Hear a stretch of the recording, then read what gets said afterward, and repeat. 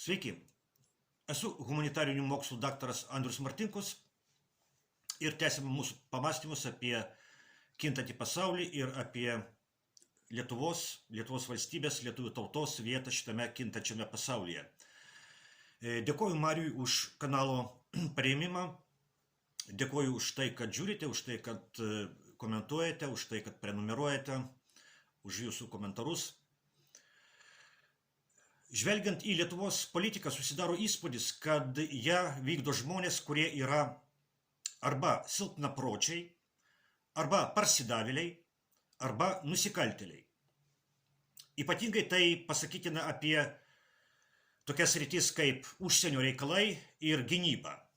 Ir ypatingai apie pastaruosius 5 metus, kai valstybei vadovavo arba tebevadovauja prezidentas Nausėda ir ministrai pirmininkai Šimonytė, Paluckas ir Ruginienė.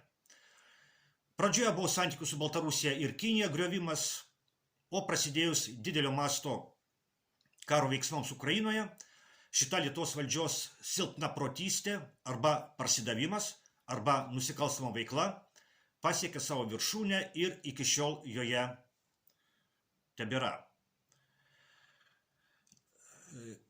Kai kurių Lietuvos valdžios atstovų proto stoka atsispindi net jų veiduose. Ar protinga buvo griauti santykius su didžiausia pasaulio valstybė Kinija, kuri nieko blogo Lietuvai nepadarė? Ar protinga buvo griauti santykius su Baltarusija, kuri nieko blogo Lietuvai nepadarė? Ar protinga buvo galvoti, kad Ukraina nugalės daug kartų už ją didesnę branduolinį ginklą turinčią Rusiją ir susigrąžins 1991 metų sienas, įskaitant Krymą? Pavyzdžiui, aš niekada taip negalvojau ir viešai visada sakydavau kitaip, bet Lietuvos valdžiažmogiai rodė Lietuvos žmonėms, kad jie galvoja būtent taip. Ir netgi dabar, kai akivaizdu, kad Ukraina pralaimėjo karą, Lietuvos valdžiažmogiai visiškai nekeičia savo politikos šito karo atžvilgiu. Ar tai protinga? Aišku, kad ne. Bet Lietuvos režimo neprotinga politika Ukrainos karo atžvilgiu atspindi daug gilesnį dalyką. Lietuvos režimo proto stoka pasireiškia tuo, kad jis nesupranta, jog Ukrainoje senoji mirštanti pasaulio tvarka kariauja su naujaja gimstančia pasaulio tvarka. Vienpolis vakarų hegemonijos pasaulis, atsiradęs žlugus TSRS, kariauja su gimstančiu daugiapoliu pasauliu. Vakarų globalistai, kurių tvirtovė dabar yra Europos Sąjunga, Ukrainos rankomis ir krauju kariauja už savo valdžią ir išlikimą. Todėl Lietuvos prezidentas bučiavo Ukrainos vėliavą ir sakė, kad bučiuoja Ukrainos karių kraują. Todėl Lietuvoje šalia Lietuvos vėliavų plevėsuoja Ukrainos vėliavos. Ar tai silpnaprotystės požymis? Spręskite patys. Lietuvos režimo užsienio ir gynybos politika atrodo ne tik kaip silpnapročių, bet ir kaip parsidavėlių politika. Lietuvos režimas išdavė Lietuvos nacionalinius interesus ir parsidavė tarnauti vakarų globalistų interesams. Todėl Lietuvos režimas taip žavisi Ukrainos režimu, kuris pasirengęs kariauti už vakarų globalistus iki paskutinio ukrainiečio. Ukrainos režimas pardavė Ukrainos ateitį tam, kad gintų vakarų globalistų dabartį. Todėl Lietuvos globalistinio režimo propaganda sako, kad Ukraina laimi mums laiko. Ukraina kariauja dabar, todėl mes Lietuvoje dabar nekariaujame. Kol kariauja Ukraina, tol Lietuvai nereikia kariauti. Bet atėjus valandai X, Lietuva irgi turės įsitraukti į karą su Rusija. Taip, jie atvirai apie tai kalba. Jie sako, kad Ukraina turi išsilaikyti tol, kol Europa bus pasirengusi karui su Rusija. Jie sako, kad tai turi įvykti iki 2030 metų.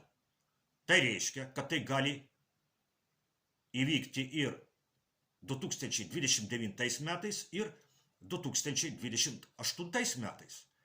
Beje, 2028 metais bus Seimo rinkimai. Ar bus juose rimta atsvara globalistų karo partijai? Pernai vykusiuose prezidentų ir Seimo rinkimuose buvo pasirinkimas prieš karą. Prezidento rinkimuose buvo Eduardas Vaitkus, Seimo rinkimuose buvo Eduardo Vaitkaus sąrašas Lietuvos liaudės partijoje, buvo taikos koalicija. Deja, dabartinis Seimas yra globalistų karo partijos Seimas. Europos globalistai vagia Europos tautų ateitį tam, kad patenkintų savo asmeninę dabartį. Jie vagia ir Lietuvos ateitį. Todėl jie yra vagys. Jie yra nusikaltėliai. Jie nepastebi korupcijos Ukrainoje, nors Ukrainoje vagiama protu nesuvokiamais mastais. O nepastebi jie šito vogimo todėl, kad vagia kartu su vagimis Ukrainoje. Vagia paprastų Europos mokesčių mokėtojų pinigus. Europos tautų gyvenimo lygis ir gyvenimo kokybė sparčiai krinta. Europos globalistai sako, kad reikia pamiršti gerovę. Reikia veržtis diržus, nes Ukrainai reikia duoti dešimtis ir šimtus milijardų eurų. Be to reikia didinti savo gynybos išlaidas, nes reikia ruoštis karui su Rusija. Europoje yra sveikų politinių jėgų, kurios nėra parsidavusius globalistams.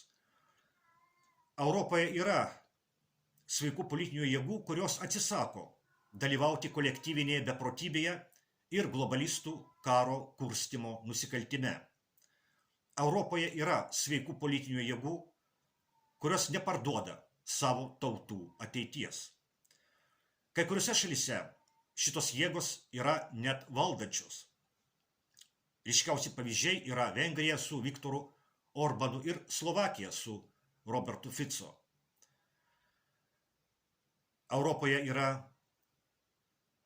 šalių, didelių šalių, kuriuose šitos sveikos politinės jėgos sudaro rimtą opoziciją globalistams. Ryškiausi pavyzdžiai čia yra Vokietija su alternatyva Vokietijai ir Prancūzija su nacionaliniu frontu. Deja, Lietuvoje tokios politinės jėgos